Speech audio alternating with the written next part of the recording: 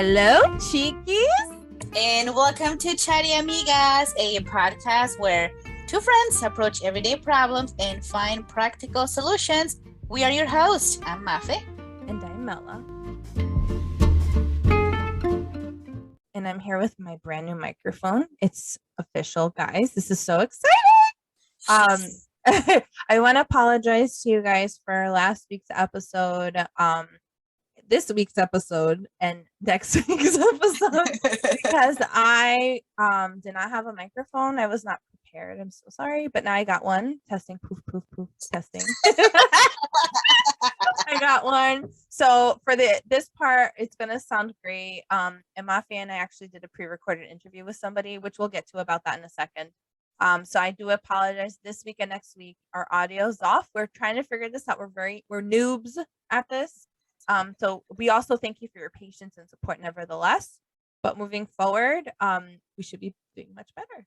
Yes, and she looks and sounds very professional. So if you guys could see her, she's got a fancy microphone in front of her, and it's very professional, very on brand. Puff, puff.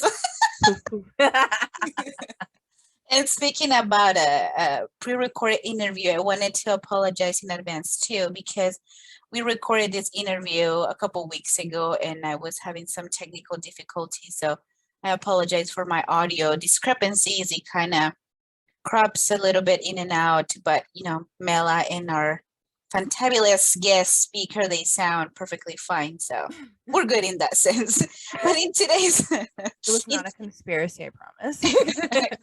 Seriously. So in today's podcast, we will be talking about Bitcoin and NFTs, since there is so much information out there, yet limited in a way because it's, relatively new about cryptocurrency and Bitcoin and NFTs. It can be very overwhelming to know where to begin. Yes. So our practical solution was to actually interview the COO from C3, also known as Creative Crypto Collective, to help guide us and give us some newbie-friendly tips. That is right. So we hope you enjoyed our pre-recorded interview. So let's get right to it and spill the tea on this.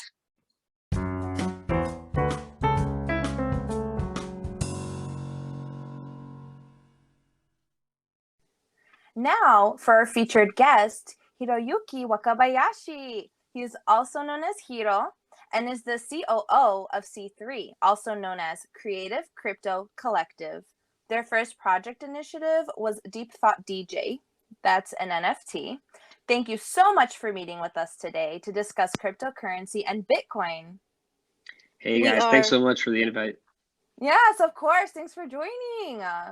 Absolutely. We are so excited to have you as our very first guest. Bitcoin, NFTs, and cryptocurrency is the future, but it can be very intimidating. People like, Melanie and I.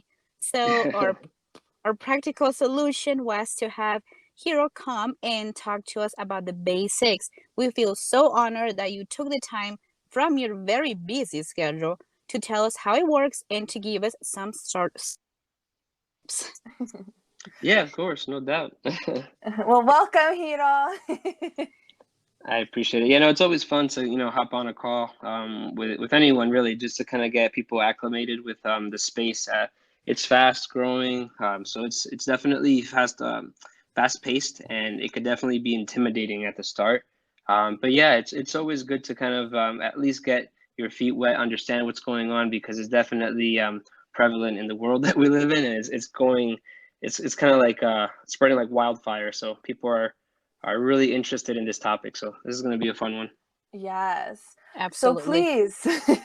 So please tell us a little about yourself, the company at C3, and what actually an NFT is. Yeah, for sure. So, you guys nailed it. So, Hiro is my alias name, actually. There's reasons behind that. So there's folks that know me very well behind the scenes. We've been building C3 for a while now, since last year. We're a group of 12 individuals. It's me, my partner, and quite a few folks. So our company started off with NFTs as our first initiative, like Melanie mentioned. But we really are going to start diversifying into the space of crypto. Just like any other business, there's a lot of facets to a business. It could be, art, creativity. You have financial industries, and the branch goes on and on, right? So, Creative Crypto Collective is going to eventually branch out into other features of the crypto world. But for right now, our very first project was creating an NFT. And just to kind of get everybody acclimated with what an NFT is, I guess we first have to understand what NFT stands for. And it stands for non-fungible tokens. So what a fungible token is like the US dollar. So everybody knows like the US dollar, it's taken for like a one-to-one face value. So like, wherever you go in the world, $1 is $1. So it's universally recognized as that. And there's multiple US dollars. Like, the government can print multiple dollars and it will always have that same value, excuse me. But a non-fungible token is the opposite of that. So it doesn't have an intrinsic value tied to one metric. So it could really be defined to whatever anybody wants to put that token to be. So if we create a token on the blockchain, which we'll probably get more into detail how that works, anybody could decide what the value of that is. So I could decide, that it's worth $1, and then somebody else buys it and says, no, I want to pay $10 for it. And then somebody says, well, you know what, I kind of like it more, and I'll give you $100. So it gets interesting. So it could be worth over $100 just because someone decides it's 100, I'm going to buy it, or over, and it'll have that value. Yeah, it can. Oh, wow. But the most important part of the non-fungible token is that it's unique in its identity, that there's only that one item and it can't be replicated or duplicated. Whereas a dollar, like, you could print a lot of dollars, but yeah. So it's kind of like a collective item, but not really. Yeah, no, that's the best way to put it. It's like, a baseball card. Exactly. It's a collectible. Oh, interesting. That's really interesting. Very that's interesting. What's like really big right now. Huh. Digital collectible items, basically. That can go up in value because someone feels that it deserves it, and they'll put the money into it, and that attracts attention from someone else, and they'll be like, well, you know what? I want to get that for $1,000. So it's going to be worth $1,000 now. Yeah, for sure. Digital art. Wow. Very interesting. That's crazy. That's amazing. So let's get into the interview then. Thank you so much for explaining a little bit of the background, a little bit about you, your company. We have 5 burning questions that we feel are practical, that'll help anyone that's interested into entering the NFT world or the cryptocurrency world. Sure. So these are the 5 questions that we have. One is, what motivated you, or essentially what made you feel this is it? This is something I want to get into. So what motivated you to get into the Bitcoin industry? Like, why did it attract your attention? Gotcha. Yeah. So, I mean, Bitcoin itself, it was introduced to me through an employee. So I've been working in the tech industry for a while now, over a decade, actually, servicing financial clients, things like hedge funds, which pretty much is all like investments with money. Mm-hmm. So one of our clients started to look into blockchain technology and what blockchain is, and how folks were starting to like build digital currency on top of it. So one of my coworkers told me, hey, you should check this out, learn about it. And, me being curious about like the new tech by nature, I dove in and started learning about it, looking into it. And there was nowhere near the amount of information like back then that there is now about it. So it was kind of vague. And it was just a lot of like speculation on what it was and what it could be. And this was back in 2015 now. So, this was some time ago, but it was like an interesting concept. But I didn't really take it too seriously at that time because, I was actually prepping to get married. So my focus wasn't really like towards cryptocurrencies or investments. It was just introduced to me at that time. So, right. Yeah. But then fast forward to the summer of 2017, there was a massive pop in Bitcoin. Like it went from like $900 to $3,000. And then there was like massive drops too, like 80% drops. And it was just like the Wild West out there. People were throwing money left and right. They were making tons of money back. Yeah, it was crazy.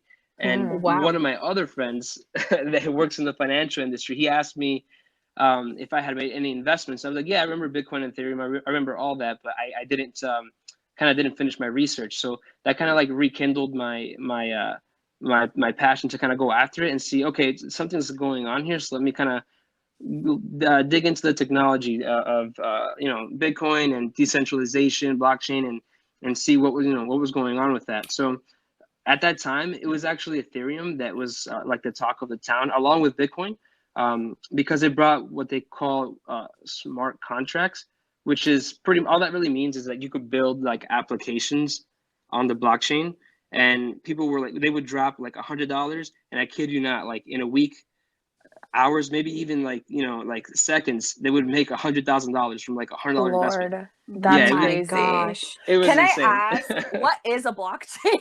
I'm sorry, I don't know what that is. Yeah, no, absolutely. So I mean, it's I guess Web3 is like the talk of the town. That's so Web 1.0 is like right now like the internet that we know what it is today. Like you log in, Okay. you say Google, but the blockchain is now Web3. So it's like decentralization where there's this thing called like the public ledger where somebody writes, you write like a transaction or like it's kind of, Oh, okay.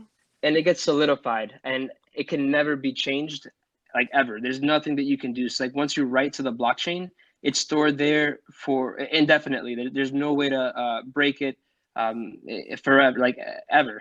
Wow, no So pressure to make mistakes, huh? no, exactly, Right. yeah, and that's the beauty of it. So it's transparent. Everybody can see it. If there's a mistake, it's written there forever. So yeah, it's pretty cool. I like that it's transparent so people know what they're getting into. It's not like a big, vague, mysterious, ooh, you could get Absolutely. tricked. Okay. Right. Wow, that's pretty amazing. So getting into our second question, what is the biggest misconception of Bitcoin cryptocurrency? Yeah. Well, I guess like anything, that goes against tradition. Mm-hmm. There's always going to be like resistance towards like a new way of doing things until it's fully understood. So, in the beginning, everybody was like, "Oh, this is just magic internet play money. It's just monopoly money. You can't use it anywhere in the real world. Like, why am I going to invest or buy Bitcoin? Because at the time in the beginning, it was actually being used for like money laundering and drugs, et cetera, et cetera. But Oh, Wow. just like everything else, the bad folks like to kind of like use anything to cover their tracks. But so yes. in the beginning, it got a really bad rapport. But Right. unfortunately, that goes for anything really. To be honest, like just if we take something today, for example, like a chainsaw, like a physical chainsaw, right? Like if you don't understand like the safety precautions, or if you don't take safety precautions, you could really hurt yourself, right? So it's the same scenario. If you don't understand what you're getting into, you could definitely burn yourself, right? When it comes to your financial decisions. But that could be one of the misconceptions. So the approach that I always tell people is don't dismiss it just because it's something that you don't fully understand. Like take your time to learn it, understand it, because with like early opportunities that like this that come not so often, it becomes a very great investment if you can at least understand 10% of it. Don't immediately dismiss something because you don't understand it. Like Joe, Sam, Catherine made $1 million, 10 years down the line, and you're like, yeah, I heard about it, and then you decide to jump on it, and it's like those chances are gone because 10 years ago you could have, but you're like, not important. Because we were scared. Yeah, people are very scared of the unknown. Exactly. So if someone's unknown or they don't know, they're going to be scared. Like, I don't think so. But then they could miss such a great opportunity. Exactly. That's right. You make a very good point of saying don't dismiss it just because you don't understand. I mean, this is why we're having this interview, right? Because a lot of us have no idea what any of this is about. So it's so great that you're explaining it this way. And, it gives people a chance because you talked about your story, right? Like you were very busy at that time when it was brought to you, but you didn't fully dismiss it. A couple years down the line, you took time to learn about it, and now you are making it part of your business. So it's really great to hear your story. And knowledge is power. So we want to help everyone, especially because I think it's still early on enough where people can jump on it. I know that in the IT world 5 years is like 20, but still it's not like it's been 15 years. Yeah, very true. Very interesting. So, since we're discussing knowledge is power and looking into the future, this brings us to our third question, which is, why does cryptocurrency or Bitcoin matter? And do you feel that cryptocurrency is the future? I mean, yeah, absolutely. I mean, in the current world, I guess that we live in today, even more so with like COVID and what's going on with the world and that side of it. We needed to work like remotely, and then digital everything, became the new normal, right? So we started seeing like this new shift or paradigm shift in the way that money was like being exchanged. Everything was just digital through applications, and the technologies that are coming out of it, you know, are going to be like the Googles and Amazon of the future, essentially. At least that's the way that I see that this technology is going. I mean, it's hard to foresee like which ones are going to make it, but if you take a few minutes to Right. like just research the technology, the teams that are building, it doesn't hurt to drop some investments in. Again, I have to disclose this, like I'm not a financial advisor. I'm not qualified to make financial advice or anything like that. So I have to disclose, like, always do your own research. Absolutely. In the tech space, everybody says DYOR, like that's like the talk of the town. But I guess an example on the current like boom that we were talking about for NFTs, right? Like in the future of crypto. So the whole non-fungible token things, you guys, I don't know if you guys heard of it or not, but like, have you guys heard of the Bored Ape Yacht Club or CryptoPunks? Have you heard of those or? No, and Nope. some of our listeners probably don't. So please feel free to explain. Yes.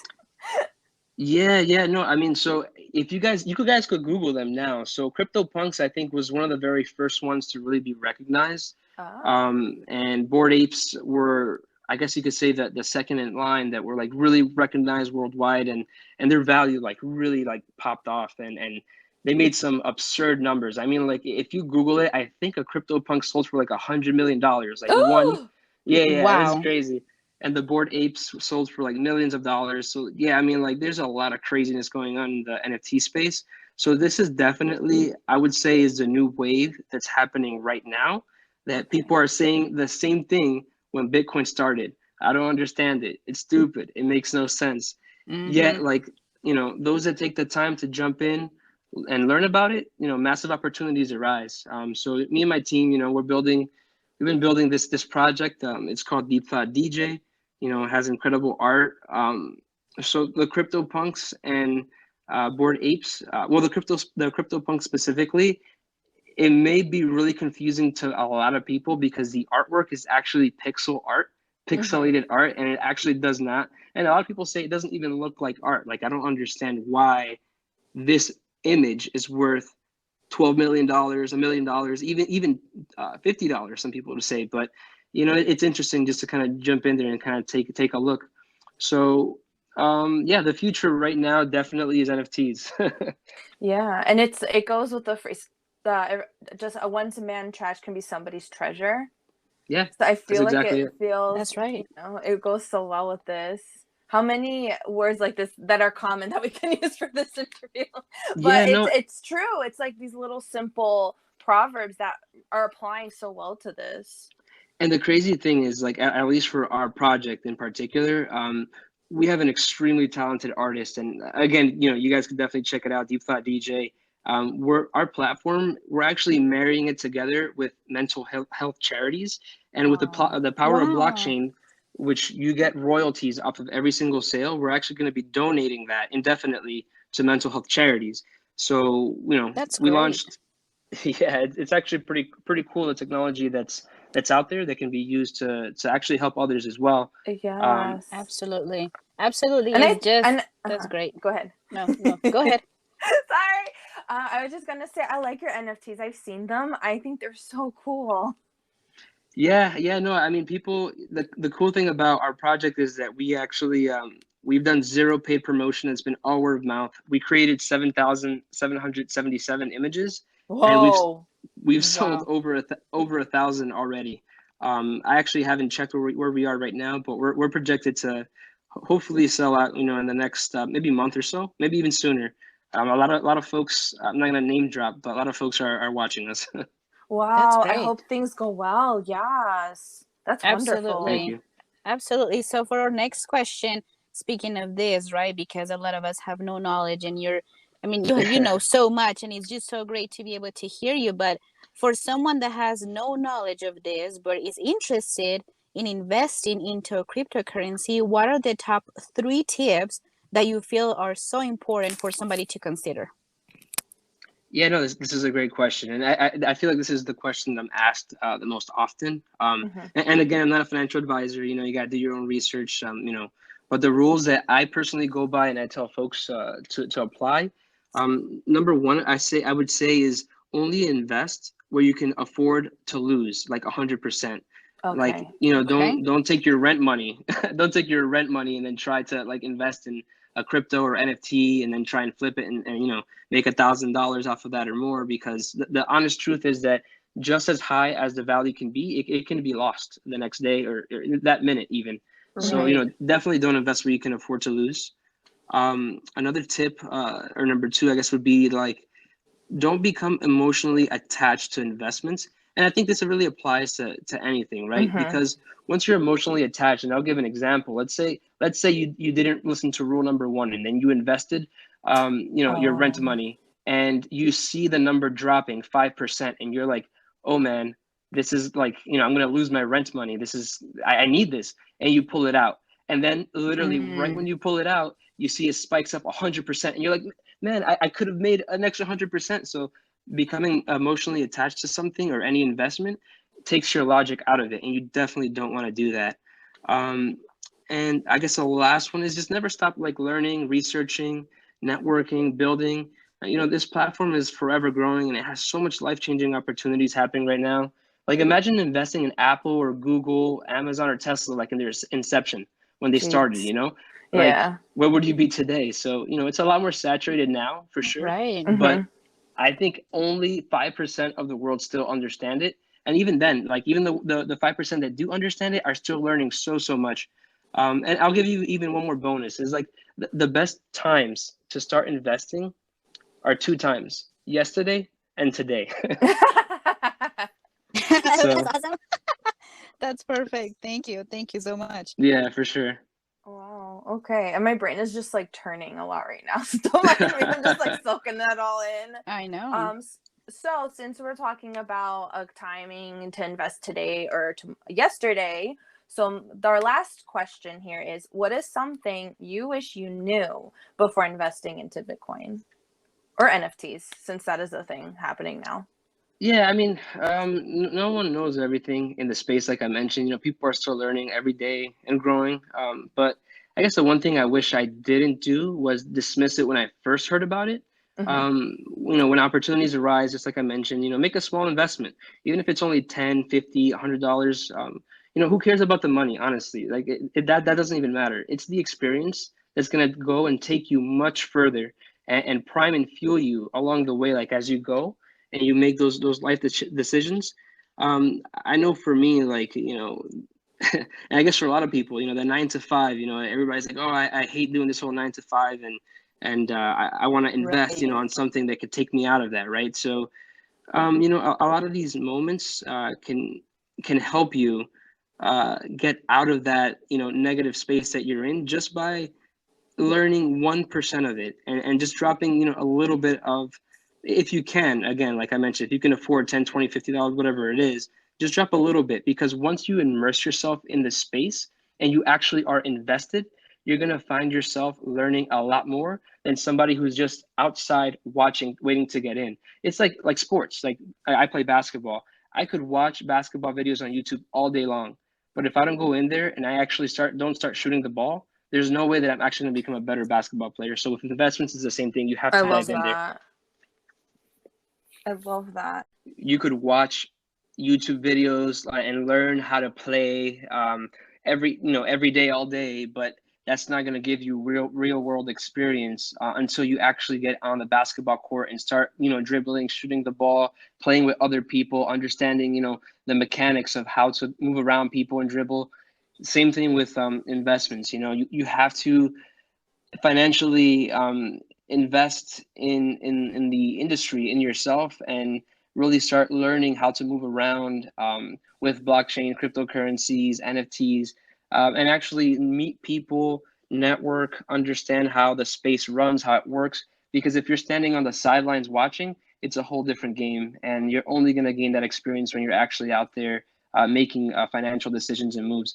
And again, I always go back to the same thing. Even if you invest $10 and you lose 50%, that risk is much more manageable than if you drop $10,000 and you lose 50%. So that's why I always say, yeah. So definitely that would be something for sure that I would do. I appreciate that you said that, because when people discuss investing in finances, you think, oh, $1 million, $1 billion. Like no one really thinks it can just be $5. It could be $10. Nowadays you can't even buy coffee for like $4. And if you want to put that $4 into cryptocurrency or an NFT, you can get double back, which is nice. It's better than nothing.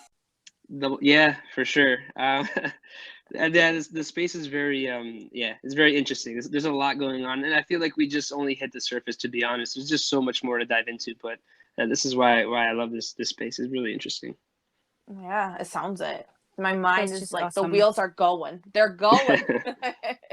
Yeah, it's so great. Thank you so much, Hiro, for giving us such a great insight into cryptocurrency, NFTs, what you're doing. We are so sure our listeners will find this super helpful, and we wish you the very best and utmost success. If you want our listeners to find you on social media, please feel free to say, or your company, feel free. But we are so grateful that you were able to do this with us. And we'll put your social media handles on everything we have, description, everything. So if anybody listening wants to access C3, feel free to do so. It rhymed. I didn't mean to make it rhyme. No, you're good. Thank you so much, guys. I appreciate it. I had a blast. You can find us on Twitter at DeepThoughtDJ NFT_. You can find us on our Discord as well, which our community is highly active, and we're engaged daily there. Which is also in the Twitter. If you go to our Twitter, you'll see all our link tree. Find everything, our website, our Discord, our Instagram, our TikTok. We have everything on there. So definitely give us a follow. And thank you guys again for putting this together. It was a pleasure. Thanks for joining. Thank you so much. We so appreciate it. Thank you. Have a good one, guys. You too. Bye-bye. Bye. Bye.